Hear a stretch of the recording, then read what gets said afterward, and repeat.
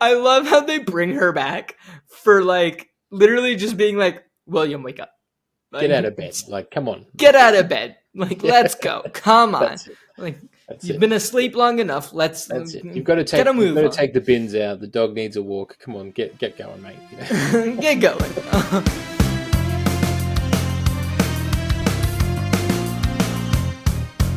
What's poppin', y'all? Welcome to Post Finale. I'm your host, Ankit Madhira. I'm an actor and a musician who hasn't seen a lot of films, so to make my friends happy and potentially provide a new perspective on some popular films, I am on a quest to change that. I'm not on this quest alone, however. This week, I am once again joined by the host of My Movie Story, writer Brian McAleer. Brian, how are you doing? Yeah, good, Ankit. Good to be back with you, mate, and talking Braveheart again. So yeah, Talking I'm Braveheart doing again. really Yeah. well. Good. Good to hear. Wonderful. Before we start talking Braveheart, though, I do have a question for you. Now, I Sure. didn't tell you about this question. No. Listeners, if you've been listening, you know what this question is. But if you were to play any of the characters in this film not named William Wallace, who would you want to play in the film? Good question. I guess could I ask a question before I answer that question? Yes.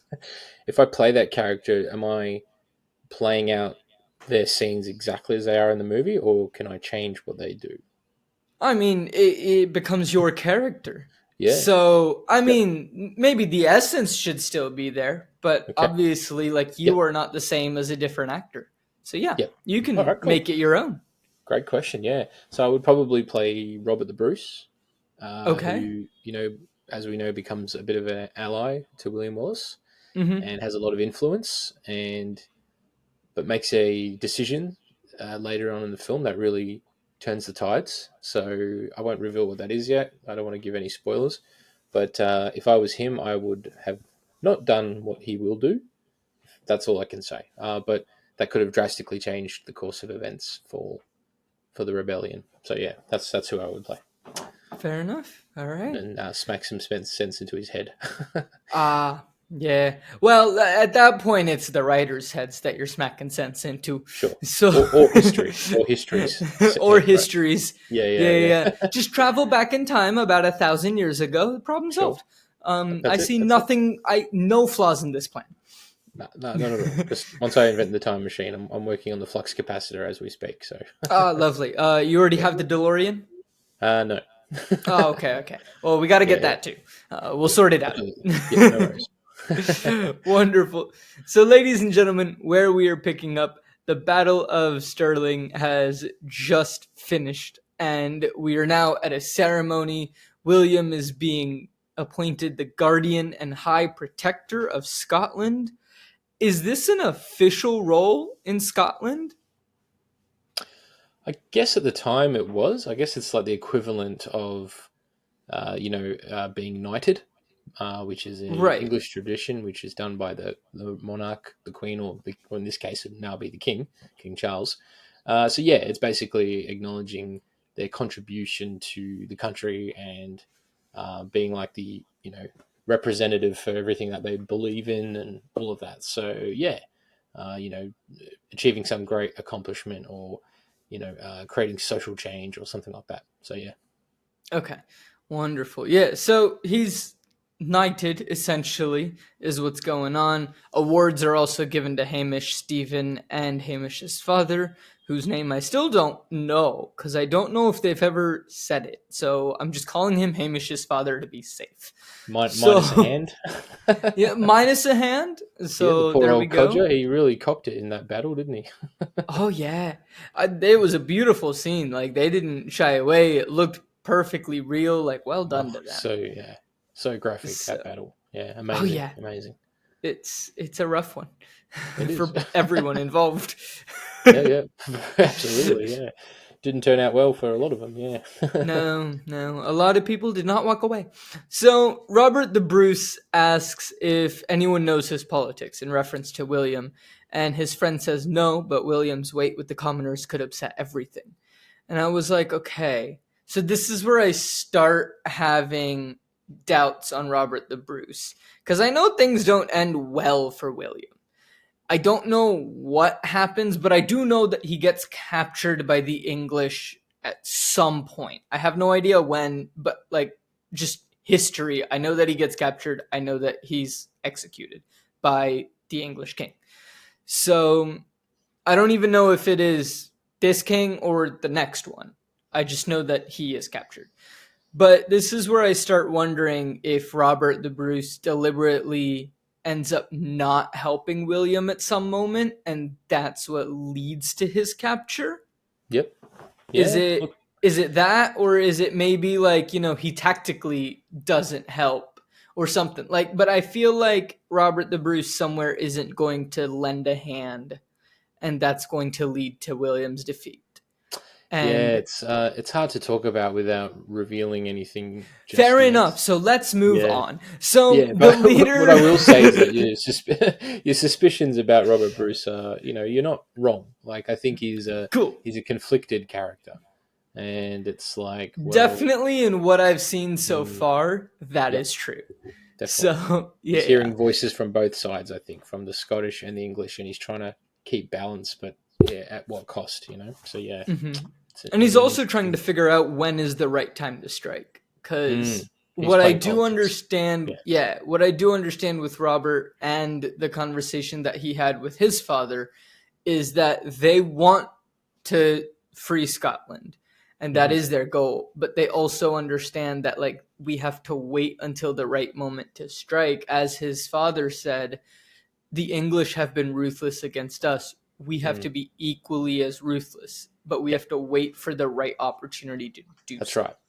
Yep. So, Yeah, fight fire with fire, but you want to be smart about how you do it, right? Because like it's the art of war, right? And there's a whole book on this, the art of war. It's like you've got to sometimes the battles and wars are fought, but without a fight or without a battle on the battlefield. So it's about or like it's like a game of chess. Like quite often in stories like this, they talk about it like it's a game of chess, waiting for the right move, and every move counts. And once you lose a piece, that's it. You've lost it. So you've got to really take your time and do it the right way to spare as many lives as possible and to maintain some kind of control, I guess. So that's probably where Robert the Bruce is coming from, I reckon.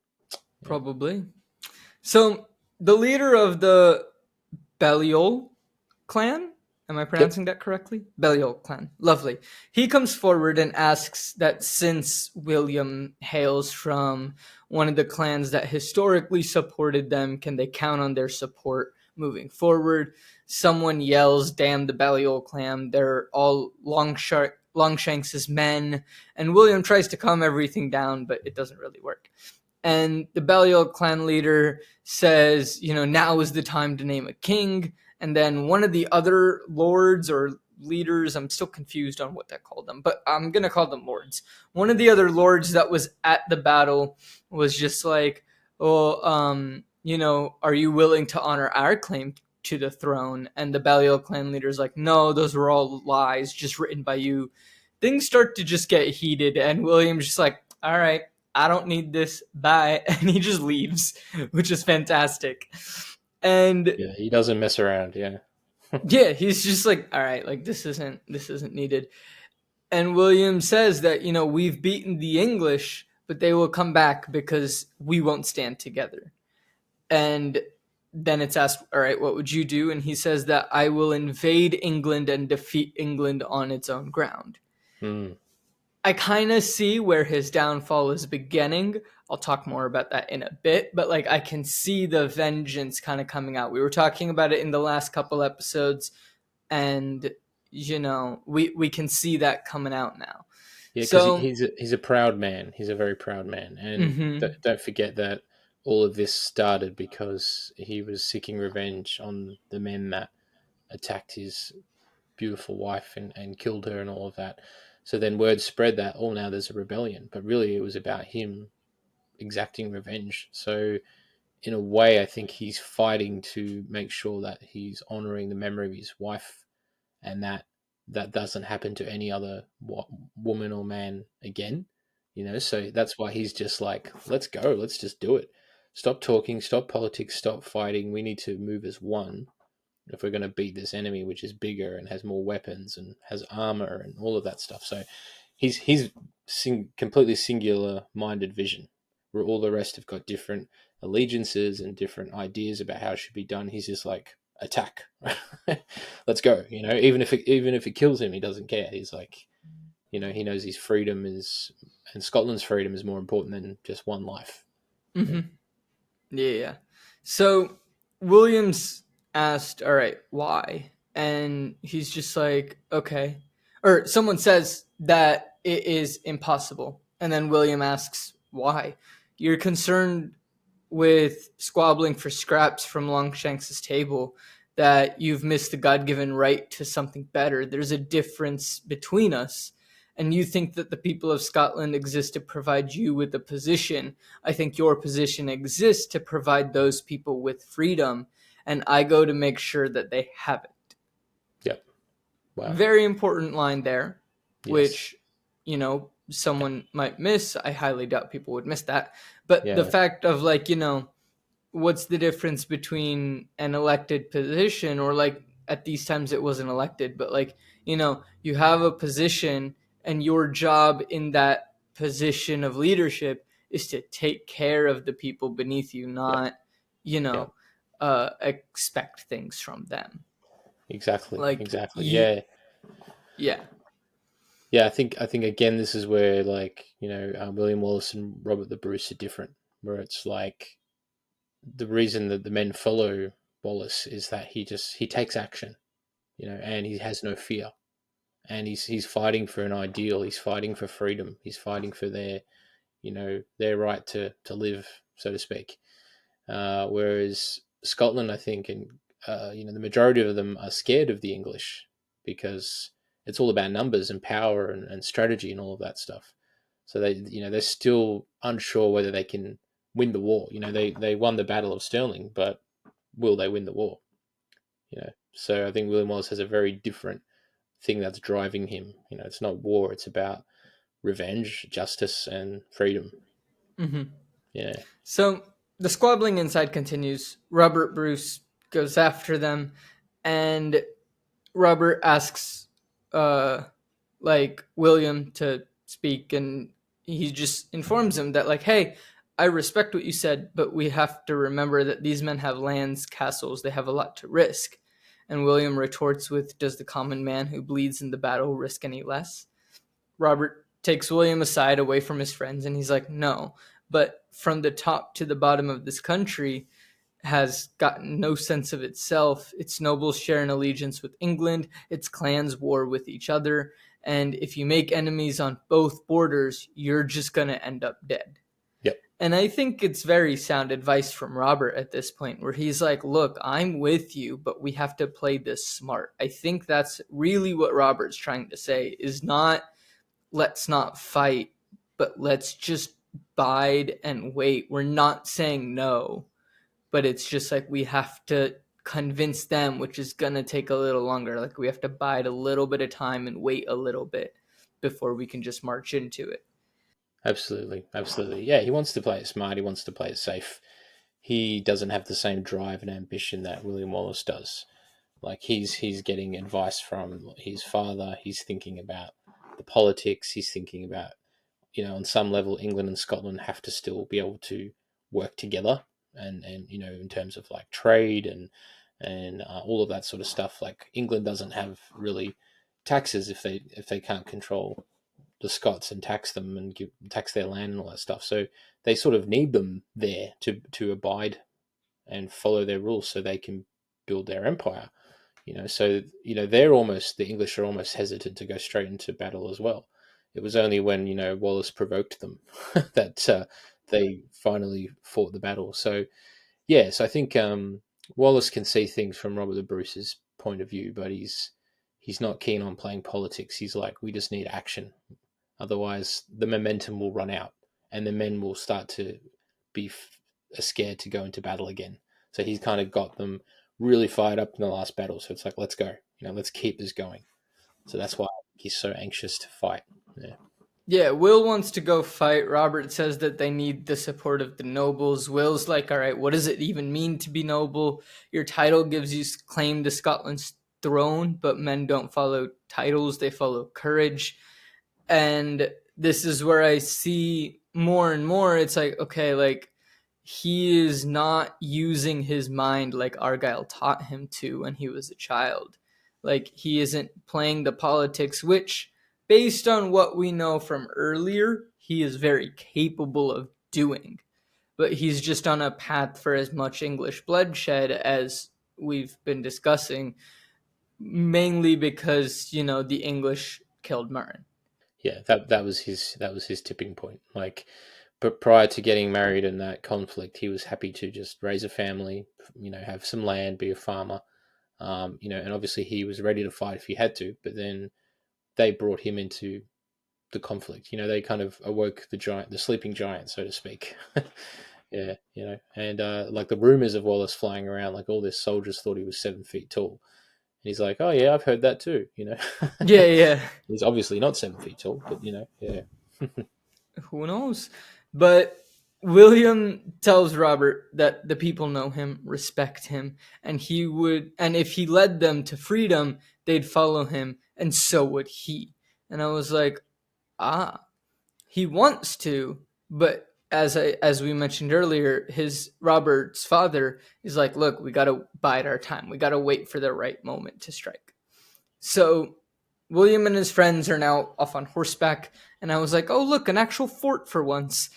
And we cut away immediately, and the prince's cousin is mad because the prince tells him that there are no troops to send him. Meanwhile, every town in northern England is begging for help. I've decided to call this guy Lord Goatee because he's never given a name, but he has a beautiful goatee. So, yeah, look. So I was like, okay, cool. Now, a question. Is there anything that clearly separates, like, is there a landmass or like a river or something that separates the border from England to Scotland? No, it's basically just divided. All right, so it's all essentially one island. England Okay, and that's what I Scotland. thought. Yeah, and Scotland is the northern part of that island, and England has the southern part. So, and just to prove that it's very hard even now today to tell the difference, years and years ago, I was traveling around the UK, and I went from Glasgow to London. I caught the bus, and it was on. It was the day after I'd had a big night out. Like, it was my final shift at this pub that I was working at, and I got on the bus, and I knew it was going to be like about an 8 or 9 hour bus trip. As soon as I got on the bus and put my head back, I fell asleep. And then I only woke up when the bus stopped for a break. And I didn't know if we were in Scotland or England or not, right? And I've kind of felt too embarrassed to ask, like, excuse me, what country are we in? Like, I'm on this bus, I should know this, right? But when you're in Scotland, it has its own currency, the sterling pound. And then England has the British pound. And in some cases, you can use either currency in both countries until you get to like London and you've got to use the British pound. So at this bus stop, wherever we were, I seriously hung over. I walk off the bus like, God, what country am I in? Like, how long have I been asleep for? Like, I was traveling alone. Everyone scurried off the bus. Like, I was the last one to get off. I think the bus driver had to actually wake me up. And then I went in and bought something to eat and drink. And the only currency I had on me was sterling, right? I was going to go to the currency exchange once I got to London and swap it for British pounds. So I kind of hand him the money. It's like, can I use this here? And he looks at me. He's like, yeah, in a Scottish accent. So then I pieced it together and I'm like, right, we're still in Scotland. It's okay. But you can't tell. No, You can't tell. Like, right? no, because like I also did a trip It's a seamless transition from London one to country the Edinburgh. next. I went from London to Edinburgh, and I was just like, I don't know where we switched over. Yeah, Like, yeah, you can't. why? Yeah. Ladies and gentlemen, if anybody knows how they came up with where the border is supposed to be, let us know in the comments. Yeah, because please I let us am know, yeah. curious on that. Because like legitimately, you can't tell. Like it's just Yeah. like, okay, cool. Like we're driving and Yeah, done. yeah. Like I think you're it's probably suddenly a in mountain Scotland. range or something like that. Yeah, most likely a Maybe. mountain range. Yeah. Yeah. Or maybe they're just like, the hills have started. You're in Scotland. Welcome to the Highlands. Yeah. No. Just like mounds. Like it's Yeah. like because England is pretty flat. So meanwhile, a scout comes in and he informs that William and his army are advancing to this fort. I'm slightly confused on where we are, ladies and gentlemen. We find out soon. It's not really a spoiler, but we're in York for context of location. So they bring in all the provisions, double the guards, seal the gates, everything to get ready. And suddenly we see William's army. And I was like, how did he get so many horses and men? Yeah. Yeah. Like, men I understand, sure. Like, he might have picked people up from villages. Where did they get so many horses from? I don't know. Maybe there was like a horse mart or something like that in Scotland. Okay. But my guess was maybe after they, won a battle, they stole the English soldiers' horses. That was my They guess. killed all the horses. In Stirling, there weren't many horses left. Yeah, I was more worried about the horses than any of the. I was too. It was like, yeah. Poor horses. They don't know what's going on. As we're recording this, the episode isn't live, but for listeners, if you've listened to the last episode, I was very upset about the horses being killed. It was brutal. But yeah, I guess it was the only way they could stop that onslaught that was charging towards them. Yeah, I guess. Talk about it, the perfect build-up of suspense where they're like charging right at them, and William Wallace is just casually hold, and all the other men are like, "Is he gonna call now?" Like it gets like that close, and then what's the plan? Spears come out that he talked about. Yeah, brilliant strategy. Right, brilliant. So poor horses though. Yeah, I agree. Yeah. This time around, though, we don't have to see that. So they arrive and the battle has begun. William and his friends, or William's troops at this point, are trying to break down the gate with a battering ram. And the soldiers tell Lord Goatee that they can escape if they leave now. And he's just like, I will not tell my uncle that I've lost him, the greatest city in the north. And I'm like, yeah, if my uncle was the King Longshanks over there, I'd probably be in this position as well. Facing the uncle might be scarier than facing William. William will at least make it a quick, seamless death. Yeah, that's it. Yeah, what's he going to do to him?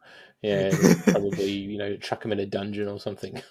Yeah. It's like, slow death. What are my options? Slow, painful, agonizing death. Yep. Quick and seamless. I'm gonna go with quick and Wallace seamless. can take care of a man like that. He chops heads off like he's just clipping, weeds in the garden. So, that's all it is to him. So that's it. Yeah, they're trying to break down the door. They get hot tar tossed on top of them, and then they light it on fire. And then William and some of his friends join, and they now use the flaming battering ram, and they break down the door to the fort. They set it on fire, and then we cut away. So I'm like, all right, that's enough of that battle. Apparently, we don't get to see more of that battle. Meanwhile, you just assume that they win and they're moving on, right? Yeah, I mean, the assumption was, I thought that we would come back and see something. No. Don't even do that. That's it. So many battles. It's like he's like, all right, lads, it's 2 p.m. on to the next fort. Like we've got to set the next fort on fire. Right. So meanwhile, the king is back from France, and we see a shot of the prince in a very fancy shirt. I have a very similar printed shirt. Oh yeah, it's quite fun. Yeah, I'm not wearing it today because it's in the wash. But it's a very fun shirt. I know. I set the wash literally like an hour before I watched this, and I was like, "Oh, well done, me." So I'm wearing my kilt. You just can't see it right now. There we go. Yeah, see, there we go. So the prince was probably thinking, "Oh, Daddy's home." Oops. He's just like, William has become more of a nuisance. I have done nothing. I'm done for. That's probably what's going through his head. He's grounded. The prince's friend tells him it's not his fault, stand up to him. And the prince is like, I will stand up to him. And then they brace for the king's entrance. The king arrives.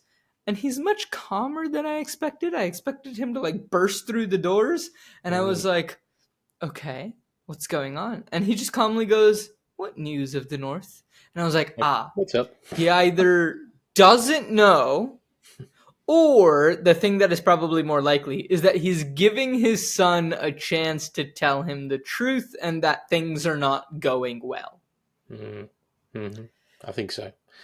Yeah, I think he's testing his son to see how he's going to deliver the news and Exactly. and how much of it he's going to tell, because he knows like he's scared of him. So it's like, all right, I'm putting you to the test here. What have you got? You know, What have you got? brutal So times. what does the It's prince brutal have? times. Yeah. He says, we have no news. We have sent riders. And I was like, the prince has chosen lying. Good strategy. Maybe not the best of plans. Let's see if it pays off for him, yeah. In this moment, let's see what happens.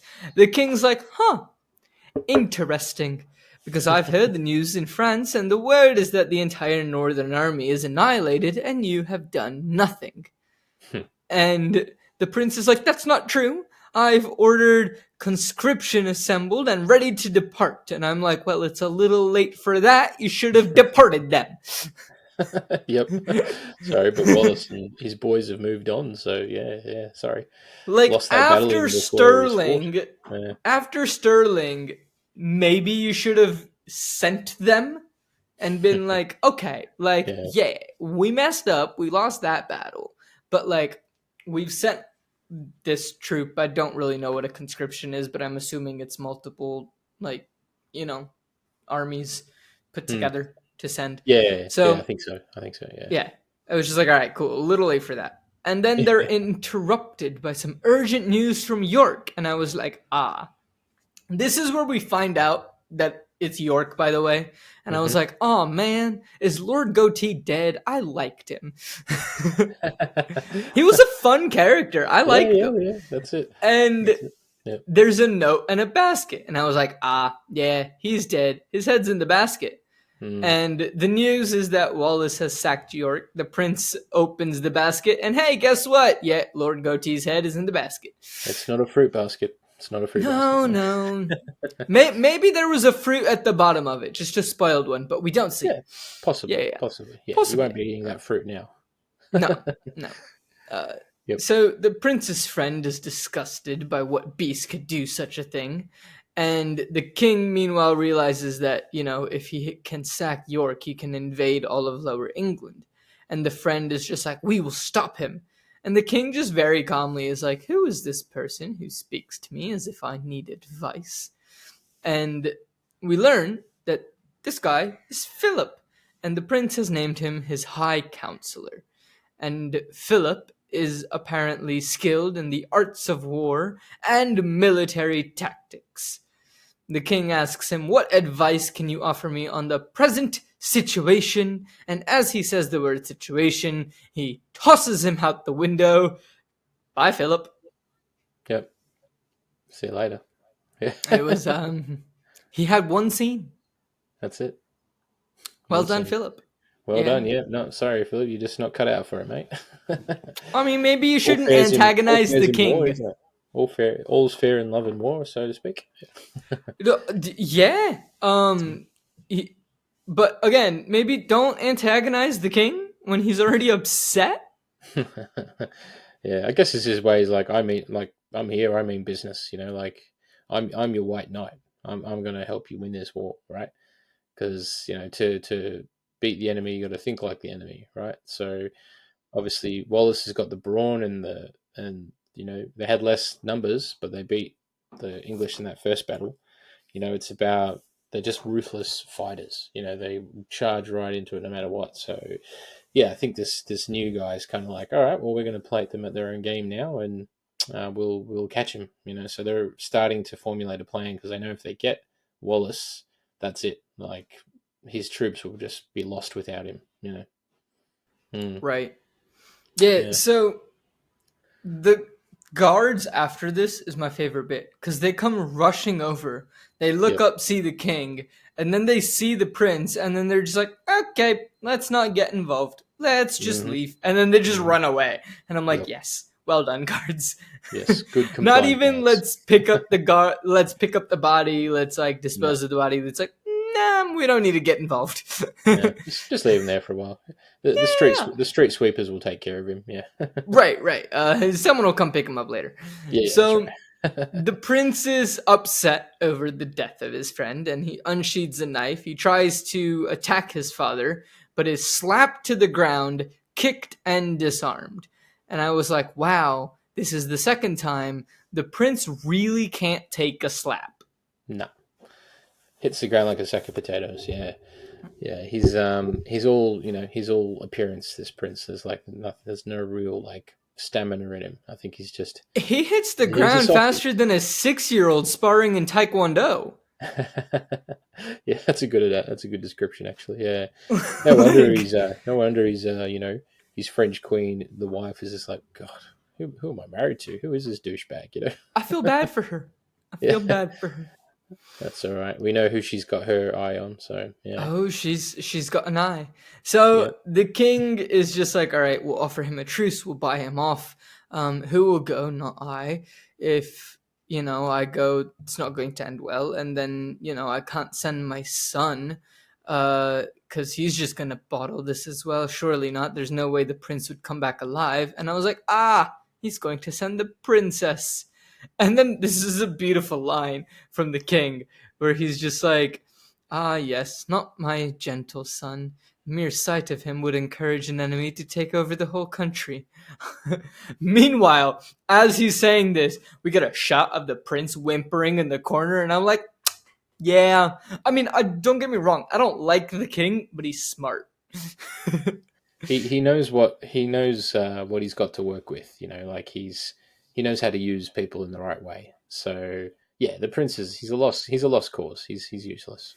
I mean, like, we kind of knew that going into it. We didn't expect him to be very helpful. Mhm. We're gonna find out how helpful this princess is. But before we do, we're gonna take a quick intermission and we'll be right back.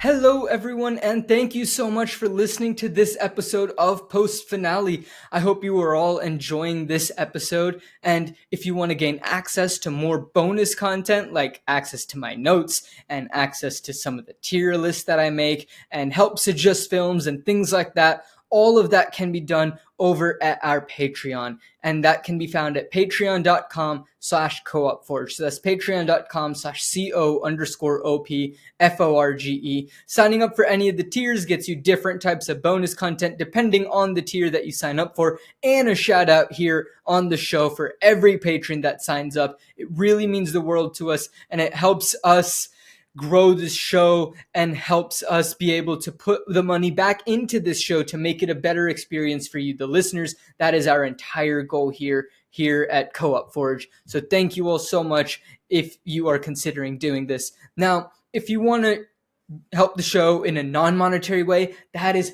fantastic as well.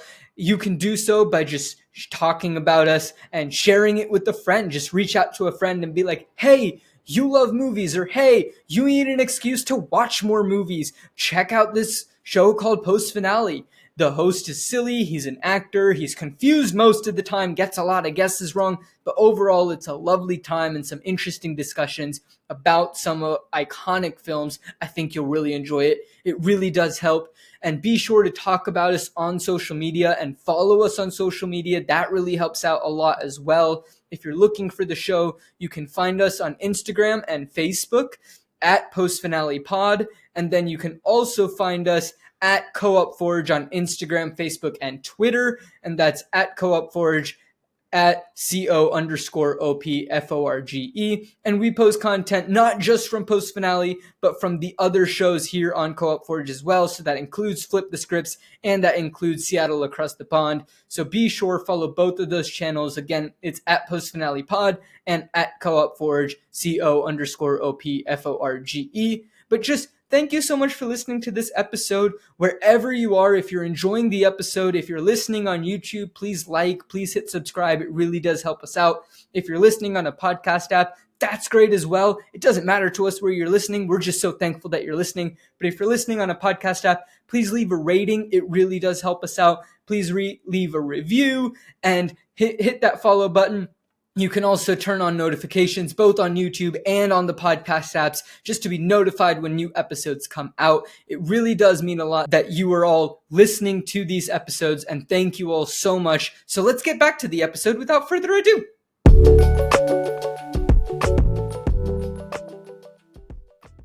We're back with our friend William, and he is asleep, and then he hears a twig snapping, and he sees a figure wearing a cloak, and I was like, this can't be the princess yet.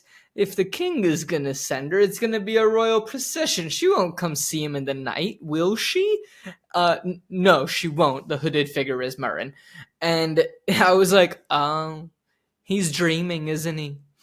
Yeah, he is dreaming. Murrin just flat out is like, yes, this is a dream. But also, you have to wake up. I love how they bring her back for like literally just being like, William, wake up. Like, Get out of bed. Like, come on. Get out of bed. Like, let's go. Come on. Like, you've it. been asleep long enough. That's it. You've got to take the bins out. The dog needs a walk. Come on, get going, mate. You know? Get going. So Murrin is like, wake up. And he's like, I don't want to. And Murrin's like, I don't care. Wake up. And William's then kind of awoken by people yelling, saying that there's a royal entourage coming, banners of truce, standards of Longshanks himself. So William goes out, and it's like, oh, look, it's the princess. Who could have guessed that? Most people. Yeah. So time to make her move. Yeah. Time to have her do something. So she is the Princess of Wales. Poor Wales, because I thought she was a princess from France, but nope, apparently now she's the Princess of Wales. Wales, I don't know if you knew that you have a new princess. I've never understood how that works for the royal family, where they're just like, there's a new princess. Like, they're just gonna technically be the princess of this. It's like, do the people know? Like, do they know that this is now their princess? Or did you just give them the title? If you remember Diana, who was married to Charles and died tragically in the 1997, she was the Princess of Wales. So it's actually each royal family is holds a sort of position of an area that they oversee. Prince Philip, the Queen's husband who passed away before her, was the Duke of Edinburgh. Right, and then you've got Prince Harry and William have sort of an area that they oversee. So that's like a long-standing royal tradition. So yeah, she was from France and married into the royal family, and it's like, all right, your area will be Wales. Go, you know. Okay, so they just basically kind of like give them an area to kind of like oversee. Yeah, so they kind of like represent that area on behalf of the royal family and the country, and they sort of tend to duties in those areas and that kind of thing. Yeah. Sure. Okay. Yeah. Cool. Yeah. No, I knew that Princess Diana was the Princess of Wales. I know some about her, but she was before my time. So, yeah. And I believe Princess Kate is the Duchess of York, I believe. Sure. Yeah. Yeah. So York, which features in this story. So, yeah. Lovely. So, she comes in and, you know, she has come as the king's servant and his authority to discuss the king's proposal. William enters the tent, and inside we see the maid friend as well. And the princess says that she understands he has been given the rank of knight. And William says, I have not been given anything. God makes men what they are. The princess claps back. Did God make you a sacker of peaceful cities, an executioner of the king's nephew, my husband's own cousin? And it was like, ooh, interesting. She's not going to go down without a fight. Let's see how this plays out. Now, I do believe that the princess is sweet on William and is going to help William in some way, shape, or form. I don't think she wants the king to win. I think she wants William to win, but she has to play her part. Like, she can't show that, she's got to keep up appearances, and she's got to make the king think she's on his side. And the reason he, I guess, chose her to marry the prince was to try and have that connection with France. and the French king was probably like, yeah, all right, go over there, play the part, but we won't we won't give them everything that they want because England and France have always hated each other, right? So I think maybe she sees that that William Wallace could potentially be an ally for France in the war against England. So I think that's sort of why she you know approaches him and assists him in some way, but also, I think she has a crush on him because she hears stories about him and she's like, wow, that's a man right there. That's a man that loved his woman, and that's what she's craving, right? Because she's married a And then prince, she not for sees love. him, Yeah. and it's like, you know what? He is a looker. He's got like he's a looker. It looks a There's lot no like Mel denying it. Gibson, actually. Yeah. Yeah, yeah. I have heard that. Um, yeah, I'm surprised on how he looks like Mel Gibson, but like I don't know. This is what I've heard. Yeah. So Same here. Same here. then William says, York was the staging point for every invasion into Scotland, and that his cousin hanged innocent Scots, even women and children, from the city walls. Longshanks did far worse last time he took a Scottish city. And an advisor tries to speak in what I thought was French. I guess it might be Latin. I don't know. But so he speaks in another language and he says he is a bloody, murdering savage. He tells lies. William hits them back in the same language, saying, I never lie, but I am a savage. And this is why I figured it was probably Latin. Because then he says, or in French if you prefer. And I was like, oh. So like in my notes I was confused because I thought it was French first, and then I was like, okay, it must have been Latin, not French. As you can tell, I'm fantastic with knowing the difference between Latin and French. Yeah. Obviously, there was a few different languages being spoken because, after the sort of Roman Empire kind of lost power, the Latin language was still very prevalent. And as all these new countries kind of became more independent, obviously they started creating their own languages. So, yeah, it was pretty common, for people to speak multiple languages back then. So, yeah. But it definitely like took him aback because I guess nobody figured out that he knew all these other languages. I think they all just thought that he was a brute, not necessarily, well traveled or well educated. Yep. Definitely, yeah. They've definitely underestimated him, and I think that's the thing. Like when they meet him in person and he starts talking, they're like, "Oh, okay, this guy's not only just good at killing soldiers and chopping off heads, but he's smart. He's smart. We need to keep a step ahead of this guy." But for most of the time, he's a step ahead of them. So it's a real it's like a chess game. That's kind of how it all plays out. Like you don't know who's going to make the next move and what it's going to mean for the other players. So yeah, it's really cool. That's how I It's sort of think very of it as fun. a game of chess. Yeah. Yeah. I Mm, love chess. It's a very good game. Very fun to absolutely. watch. Very fun to Yeah, play. for sure. Some good movies about chess as well. Yeah. Yes. There's a musical about chess as well, which has a Yep. fantastic song. Yeah. Soundtrack, great. Yep. So, anyway, everyone is taken aback by this, and William then tells the princess to ask the king face to face so that, she can see his eyes if they convince her of the truth. And I was just like, she wants him. Lust is definitely underlying those piercing eyes that she's trying to give him right now. Like Absolutely. she has to play her part, as we said, but she's Yeah. like, Mm, a man. So, absolutely. or her definition of a man. Yeah. Yeah. So, And look, the if I was William Wallace, it would be hard to resist. Sophie Marceau, whew, gorgeous. fair. So Absolutely. the princess orders Hamilton, who is the advisor, to leave them, and then she says, "Let us talk plainly. You invade England, but you cannot complete the conquest so far from your shelter and supply. The king desires peace." And William is surprised by this, and the princess informs him that Longshanks has declared it to her, and she swears it.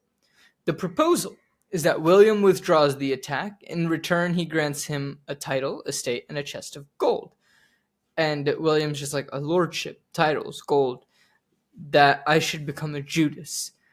And the princess says that peace is made in such ways. And then he hits her back with slaves are made in such ways. Yep. Very, very strong line right there. Beautiful. Absolutely. Yep. Like he knows that if he was to accept that, then like the king will think like, great, we've got him. What else can we like bribe him with and coax him with to the point where we can trap him and then finally kill him? So he's like, yeah, I could take that gold and give it to my men, and they could all go and feed their families, and we could buy new weapons with it. But no, I'm not taking your temptation, even if it's presented by this beautiful woman. Like his morals are just so strong. Like his convictions, really, like nothing phases him unless he decides to lower his guard. Which he Right. rarely does. Yeah. So William then recalls what happened when Longshanks last spoke of peace, and he discusses what happened when he was a boy, which we talked about in episode 1 together. That many Scottish nobles who didn't want to be slaves were lured by him under a flag of truce to a barn, and then he had them hanged.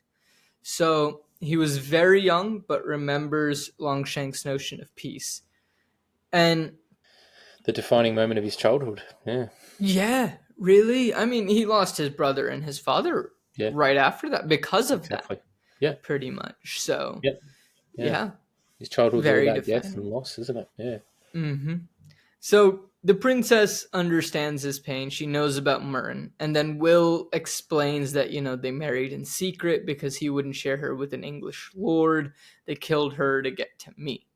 And the princess is surprised about this, and Will continues saying that he's never spoken of it, unsure why he's telling her now, except he sees her strength in her.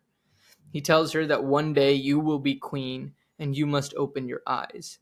William tells her to inform the king that William Wallace will not be ruled, nor will any Scot while he lives. And I was like, so he must die. So Yep. Yep. it's That's just it. the way that it works. That's it. The That's it. Yep. princess heads out, and as she leaves, she peeks out of her carriage entourage thing, palanquin of sorts. I think that's what it's called, palanquin. And she peeks out, gets one last look at William. He's surprised, but he nods curtly. He's just like, hello.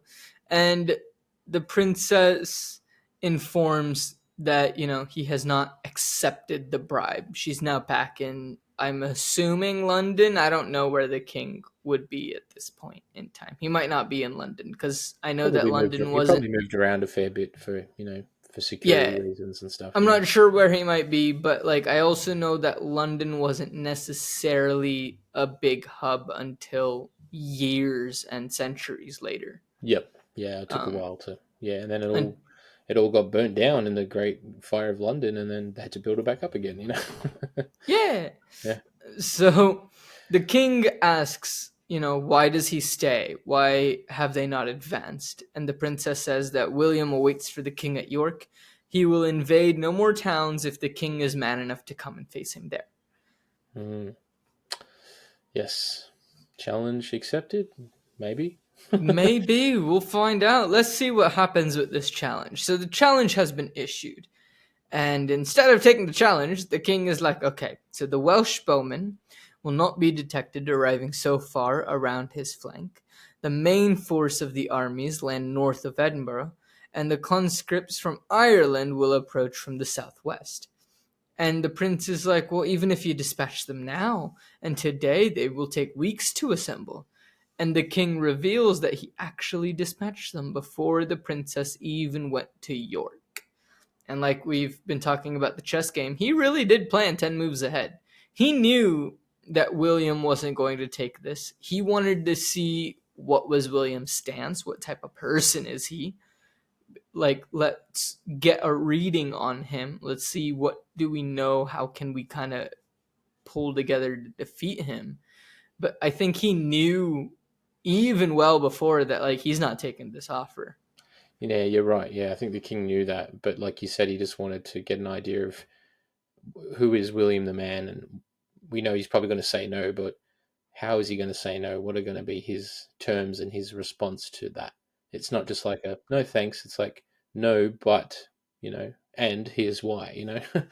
It's also, I think they're trying to find, I guess, a breaking point for him as well, which is going to be hard to do because he's got nothing left to lose now, right? Like he lost his wife, So it's like the only thing that's going to stop this man is if we can kill him, but no one can really get close enough to him to kill him because he's just too good with a sword. So it's like, yeah, we need Exactly. to. Like people might get close, but they don't live very long once they get No, close.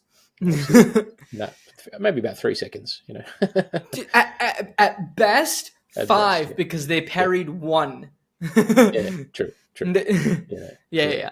yeah. So the princess says that he is a mindless barbarian, and she's like, he's not like you at all, my lord. And I was like, she doesn't believe that, but she's doing a good job of playing that role. And I was like, all right, so there's got to be some way that she's going to inform William of this invasion plan. And I wasn't quite sure if the plan was to invade York at the time or if the plan was to invade like Scotland. The plan is to invade Scotland, like up in the north, and kind of just burn the homeland per se. So I was like, she's gonna do something to try to help, but ultimately it's not going to help. Like it will fail and her assistance will fail. But she like this is her time to do something to help. What that something is, I'm still unsure of. So the king allows her, he's like, all right, return to your embroidery. And the prince meanwhile exclaims that, you brought back the money, right? And she's like, no, I gave it to ease the suffering of the children of this war. And the king laughs and says, this is what happens when you send a woman.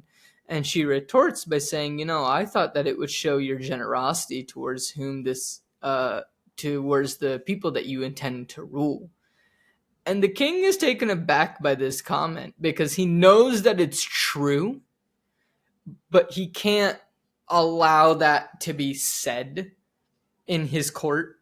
And so he comes back with, my greatness will be better demonstrated when Wallace returns to Scotland and finds his country in ashes. So that's when, we put together that this is what the plan is to burn Scotland to the ground pretty much. Pretty much, yeah. From like push them down further and further, so they've got nowhere to go. Like they can't go back. They have to only stay where they are or go into England, which is like the lion's den, right? Like I know Wallace wants to defeat them on their own ground, but it's not his home ground. He doesn't have the advantage there. So yeah, it is kind of like a kamikaze mission in a lot of ways. It's not heading anywhere good. No, it is not. No. So, meanwhile, back up in York, hey, Yep. look, it's the personal escort of the princess. The maid has arrived. And I was like, this is how she's sending the message. Yep. Hamish, love this line. He's just like, you must have made an impression. I didn't think you were in the tent for that long. Fantastic. Great. Yeah, he's always cracking jokes, isn't he? Yeah. Oh, yeah, him and Steven just consistently cracking jokes. Yeah, they're great. So, yeah, typical Scots, yeah. Typical. The maid gives him a letter and they rush back. And Hamish is smitten by the maid. And Stephen confirms that the English troops are coming up from the south. Can't tell about the Welsh yet, and the Irish troops have landed. Hamish asks a very important question of what are the Irish doing fighting with the English? And I didn't think of this, but it's a very valid question because don't the two islands have a very long history of hating each other? England and Ireland, yes. Scotland and Ireland, no. They're actually like friends because they both hate the English. Right. Yep. So why is the Irish helping? Well, I appreciate that you might not be able to say much because it might ruin something. yes, it is revealed what the nature of. It's actually quite funny when the Irish enter the scene, and what happens next is just great. That's all I'll say. Okay, sounds good. Yeah. So Stephen, on the other hand, in response to this question, is just like, don't worry about them. Didn't I tell you before? It's my island. And I'm just like, I'm here for Stephen turning the Irish against the English. I really hope that's what's going to happen is the Irish show up and then Stephen gets them to turn against the English. And then it kind of evens the odds for whatever big battle is coming up. And I was like, or did he secretly plan this the whole time? And he was like, look, I know for a fact at some point England's going to need Ireland, and then we'll flip Ireland. I don't know. Either way, I want Stephen to have a win because he is very fun and he's just a wild card. And I really hope that what's going to happen is that he's going to convince the Irish to flip on the English. That's what I Yeah, think is going to happen. we'll We'll see. find out. We'll see what happens. It's a great reveal. That's all I can say. Beautiful. I So won't spoil it. William tells Hamish to ride ahead to Edinburgh and order the council to assemble. And so we jump to there. And the lords are saying that it is time and the only option is to negotiate unless they want to see Edinburgh razed to the ground. And William and Stephen finally arrive. And William says that his army has marched for more days than he can remember, and he'll make this plan. They require, or he'll make this plane, not plan. Words are hard. He'll make this plane. They require every soldier they can summon, personal escorts, even yourselves, and he needs them now. And I was like, he's not going to get them, is he? It's not going to go well for him. And the others say that, with the force this large and it's already moved against us, it's time to discuss other options. And William retorts saying, we don't have any other options. Don't you wish to at least lead your men onto the field and barter for a better deal with Longshanks before you tuck your tail and run? Which is a fair enough thing of like, look, if everyone comes together and says, we aren't going to fight, at least show yourselves like you're willing to fight and then accept better terms. Yep, absolutely. Yeah, which is, what we see at the Battle of Stirling, like when the Scottish lords, I guess, were like, all right, let's go and negotiate. And then Wallace rocks up and they're like, oh, what's he doing here? And he just basically interrupts and he's like, yeah, we hear your terms, but here's, we're going to give you our terms now. And it's basically, it's this or that, get lost pretty much. So it's like, yeah, that's sort of his angle, I think. It's don't just comply or give in. It's like if they're going to have terms, you've got to have terms. And your terms should always be more more driven than theirs. It's like, all right, you're telling us to do that, but here's what we're telling you to do. And if you don't, you will die. So it's like they're trying to one up them every time. Yeah. Yeah, and in a way, I don't think he's wrong here. Like, I do think that, if they get slightly favorable terms or more favorable terms than what Longshanks is offering right now, maybe it's like you do take that, right? Because it's like, look, if the terms are you don't bother us, we don't bother you, like, yeah, maybe you take that, right? Like, who knows? But his whole thing is don't just run without a fight. And don't make it look like you're weak, because if it looks like you're weak, then you never stand a chance. So, meanwhile, Robert tries to calm William down, and William says that they can defeat the army, and they will. And he's like, we won at Stirling, still use squabble. We won at York when you would not support us. If you don't stand with us now, then I say you're cowards. The others all take offense to this. They pull out knives. Hamish just shuts everybody up by slamming his axe down on the table. Fantastic. Well done, Hamish. He understood the assignment. So William continues on saying that if the Scotsmen are like this, then he is ashamed to call himself a Scotsman. And Robert's like, all right, sidebar, like, William, let's have a chat. And it's like, okay, here we go. Let's see what's going on here. So Robert tells him that, he has achieved more than anyone could dream, but fighting these odds looks more like rage and not courage. And William says it's beyond rage. And I'm like, here's the descent into madness of English blood that we were expecting. Like, it's just beyond rage. And William pleads for his help. He's like, help me, help yourselves. Now is the chance. If we join, we can win. If we win, we'll have what none of us have ever had before, a country of our own. And what a line. Yeah. It's beautiful. And the delivery, fantastic. He tells Robert just flat out, he's like, look, you are the rightful leader and you have the strength in you. And he sees that you can unite us. And he's just like, unite the clans. And Robert nods like he understands, and then he takes William's hand. So I'm like, all right, Robert is going to help William. And I mean, William's just going to get captured in the battle. But like, it's still, they're going to win the battle, but Robert's going to help William. Hold that thought. Because the last scene that we talk about is that Robert is back with his father, who I will continue calling just old man. Because otherwise I just have to call him Robert, and it's just confusing. So Robert and old man, but the old man is his father. So he's back, and the old man is saying it cannot be the way. And the old man reminds him that Robert himself said the nobles will not support Wallace. And Robert's just like, well, how does it help us to join the side that is slaughtered? Sorry, the old man says that, how does it help us to join the side that is slaughtered? Yep. And Robert's like, I gave my word. And the old man says that he knows it's hard to be a leader. And, the old man cannot be the king, so Robert must be the ruler of Scotland. Yeah. And, he must do what the old man tells him, not for himself, not for others, but for his country. Yep. So it doesn't give me good hope that Robert is going to keep up his word. Yeah. It kind of changes the stakes a little bit, doesn't it? Changes the stakes a bit. I don't think Robert's going to hold up his end of the bargain. And, so this is as far as I have seen, ladies and gentlemen. I haven't seen anything else. I know that the next thing is the Battle of Falkirk.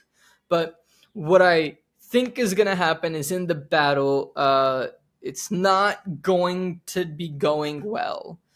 I think Stephen does convince the Irish to flip on the English and help the Scots and fight with them. So I think there might be senses of hope. But then I think ultimately the English forces are too much, and they get overrun, and William gets captured. And then kind of made an example of, in a way. I don't know how he gets executed, but definitely I think they're going to capture him rather than kill him on the battlefield. So, I think he's going to get captured and made an example of. Oh, yeah. I don't know what if they want to do, right? Yeah. Yeah, they'd want to do that to make an example of him, right? Absolutely. To show their power. I don't know if that's where the film is going to end. With an hour left in the film, I'm hard pressed to say that it's not going to end there. And I want to say that most likely he's going to get caught, but then the last half hour of the film maybe quickly tells us a little about Robert's story and, Robert actually fighting a battle. But I think William Wallace as a character isn't around for about the last half of the film, or if he is, he's captured in the last half of the film, or the last 30 minutes of the film. Yeah. So okay. Interesting idea. That's kind of what I think I can't is confirm going or deny on. any of that. I appreciate that. Yeah, that's what I think is going on. I'm not fully sure, so we will find out next week. But Brian, thank you so much for joining once again. This has been an absolute pleasure. Yes, it has. Thank you, mate. I've really enjoyed it. Yeah. Yeah, thank you. If people want to find your show or any of the other stuff that you were doing, how can they do that? How can they follow your journey?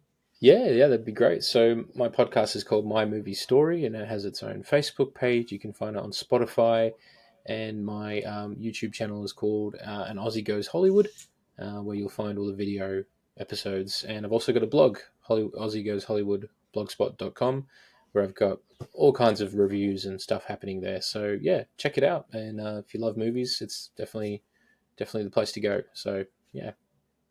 Wonderful. We will do our best to link as many of those down in the description, ladies and gentlemen, for ease of perusal. But Brian, thank you so much for joining once again. Ladies and gentlemen, thank you so much for listening. Be sure to join us next week as we continue talking about Braveheart and the Battle of Falkirk. And until then, I'll catch y'all later.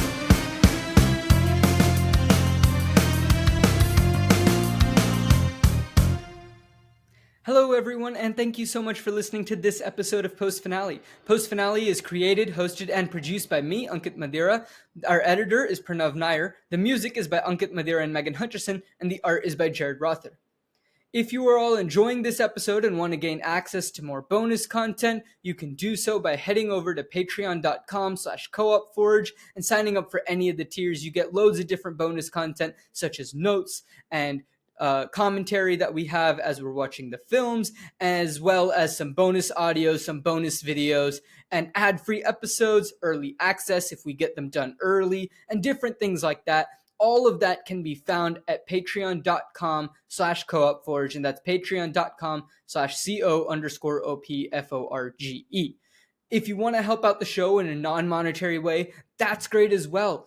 Tell a friend about the show. Just reach out and be like, hey, you love films, or hey, you need an excuse to watch some more films. Check out the show called Post Finale. The host is an actor, and he's funny and silly, confused most of the time, but they have interesting discussions about some popular films that I think you would really enjoy. It really does help us out a lot.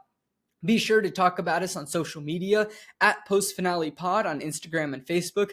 And you can also follow us at Co-op that's CO_OPFORGE on Instagram, Facebook, and TikTok. And there we post content not just from Post Finale, but also from the other shows hosted here on Co-op Forge, which are Flip the Scripts and Seattle Across the Pond. So a lot of fun things can be found over there on our social media. It really, really does help us out a lot. Thank you to everyone who has already done this. Thank you to everyone who will do this in the future. It really does mean a lot to us, and it helps us create better content for you, the listeners, as we grow. It really does help, and thank you so much for listening to this episode of Post Finale, and I can't wait until next week. And until then, I'll catch y'all later.